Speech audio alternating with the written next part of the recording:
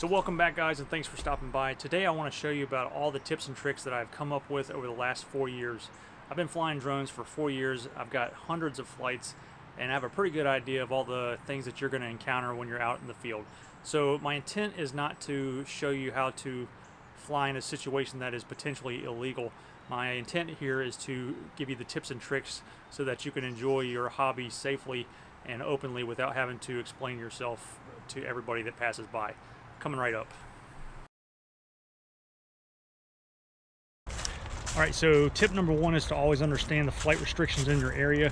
You need to always check an app like the DJI Go4 app or Air Map, anything like that, just to make sure there's no nearby airports, any kind of other things that would make it illegal to fly, stadium events, prisons, whatever.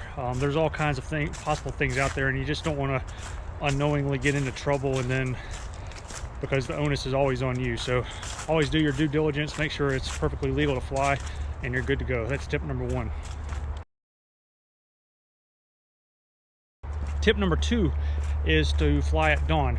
This is always my favorite time to fly. I like to fly during the golden hour anyway, but if you fly at dawn, that's when nobody else is up and out on the roads or out at the parks, so you can pretty much have the whole place to yourself. You get the best shots during the golden hour, in my opinion, during sunrise. Sunset, there's always a lot of people out, so when it's crowded, that's just not an ideal situation. I always try to minimize the contact I have with people as best as possible when I'm flying my drone. So that's tip number two. All right, so tip number three is to not follow the crowds. So think of places where crowds are not when you want to fly. So I try to think of parking decks on the weekends. Go to the top of that. There's usually nobody up there. There's no cars up there. You can go to church parking lots during the week. You can also try going to different construction sites during the weekend as well. There typically might be some activity at construction sites during the weekend, but not a lot. They're not going to have a lot of deliveries. They're not going to have people coming in and out of the site as often, so it's good to be able to film that from a nice safe distance, and you shouldn't have any trouble doing so. Another place where you're not likely to find a lot of people are government office buildings on the weekends. So in my city, there's a nice big government complex downtown, and there's really nobody down there on the weekend, so it's a nice open field area in which to fly in. All right, tip number four is to hide in plain sight. And what I mean by this is you can just kind of conceal yourself behind a hedgerow or behind your car when you're taking off in a open parking lot, things like that. You can use audible cues to also hide the sound of the drone. So you might want to consider taking off when there's a large city bus coming by, or when there's a lot of traffic passing by.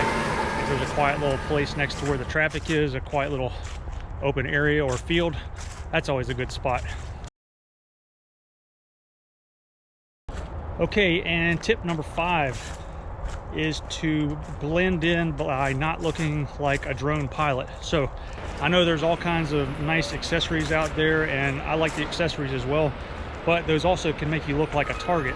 If you have a big pad, or if you have a big LCD monitor, you got a big case with a lot of expensive gear in it, all those things just draw attention. So you want to do things that can minimize that. Get a nice little sling backpack that's just a little knapsack. Put your drone in that. Put the drone in a nice little small carrying case, and just tuck it in the backpack, and use a GoPro instead of a big DSLR with a microphone on the front of it if you're making vlogs or anything like that. So tip number six is to be respectful of other people's private property. So over the last 4 years, I've had exactly 2 encounters of people approaching me while I was flying a drone, and one of them was in this parking lot here while I was filming a time-lapse video over the tower in the background. So situation was, I was in this nice open parking lot. The parking lot was full of cars, and it was in the middle of the day. The owner approached me. I was already up in the air flying, and he said, "Hey, I need you to get your drone out of the sky." And really, I had no idea what he was talking about. I was kind of taken off guard. And I didn't even think of this as private property, but private property is not just your house. It can be an open parking lot that he charges people to rent space from, and that's perfectly legit. And I was on his private property.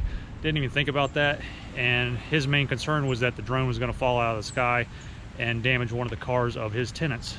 So enough said, I took the drone out of the sky and left immediately. Thanked him for his time. Other than that, he was a very nice guy.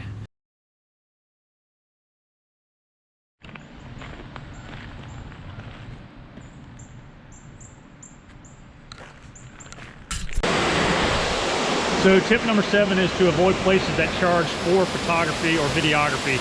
Behind me is a historic mill site here in Raleigh, and they basically require you to get a permit if you're going to shoot any kind of video or wedding photography, things like that. So you can come out here as an individual and shoot with your phone, but suffice it to say that you're not allowed to come out here and shoot drone photography. So I was out here a couple years ago, and I'll show you.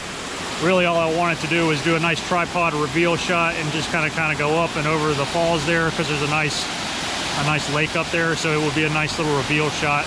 They weren't down with that. No harm, no foul. It's not really posted anywhere that you can't have a drone, but they came out here pretty much immediately once I got the drone up in the sky, and they said no dice. So, but whatever, you just have to move on. That's their rules, not yours, and it's their property. So okay, tip number 8, and I'll probably get a lot of flack for this, but tip number 8 is, I would say, to not fly in your own neighborhood. And I say this because not everybody has the same opinions about drones that you do, and you have to live in the neighborhood with your neighbors after the fact. So there's no reason to wreck a good relationship. And you just shouldn't assume that everybody's okay with it. A lot of people have a lot of concerns about their privacy and their family's safety, and they have a lot of misperceptions on what you're there for with your drone. So, I mean, honestly, it's just better to take the drone in another place. And honestly, after the first flight or two, it's not going to be the most interesting place to fly anyway. So, might as well just skip that and go to the more interesting locations anyway. And you'll be your neighbors will be happier in the long run. Okay, tip number 9 is to get the Mavic up in the air quickly. Whether it's the Mavic Air or the Mavic 2 Pro, they both make a lot of noise during takeoff. Any drone does. But once you get up, I would say at least above 100 feet, that noise greatly diminishes. Also, if there's any people around, standing around, I would try not to hover. Just keep the drone moving. It makes a lot less noise as it's just kind of moving. Because it almost is like it's gliding. But if you hover in place, people are just going to hear that sound. They're going to look up and see it, and nothing wrong with it, but it might lead to some kind of a confrontation of some sort. So just avoid it altogether. But definitely want to stay above 100 feet for sure. Probably 120, 130 feet for the Mavic Air, as it's a little bit higher pitch sound, and you should be perfectly fine. All right, and number 10. This is the most important, and that is to basically follow the first 9 by planning ahead on your route as much as possible. So if you're going to go out there and fly, it's not always possible when you're doing a run and gun situation, but I would definitely have a good understanding of how it's likely to go. Understand what the traffic's like, how many people are around, the time of day. Take all that into consideration before you actually go out there and fly. And if it just doesn't feel right, just pick up your stuff and move along. There's really no need to get in any kind of situation if you think you might be approached by some people. Again, it could be for lots of reasons. You've got a lot of expensive equipment with you, so if it's not an ideal situation, I would just pick your stuff up and go to a better location. And so planning ahead is the most important thing. All right, guys, that's my 10 tips on how to run and gun with the DJI Mavic, whether it's the Mavic Air, the Mavic 2 Pro, or the original Mavic itself. Let me know in the comments if I missed anything, or if you have any other tips to leave for the rest of the community. I would love to hear from you, and I'm sure everybody else would as well. Let's all get better together. Thanks for watching, everybody, and I'll see you in the next video.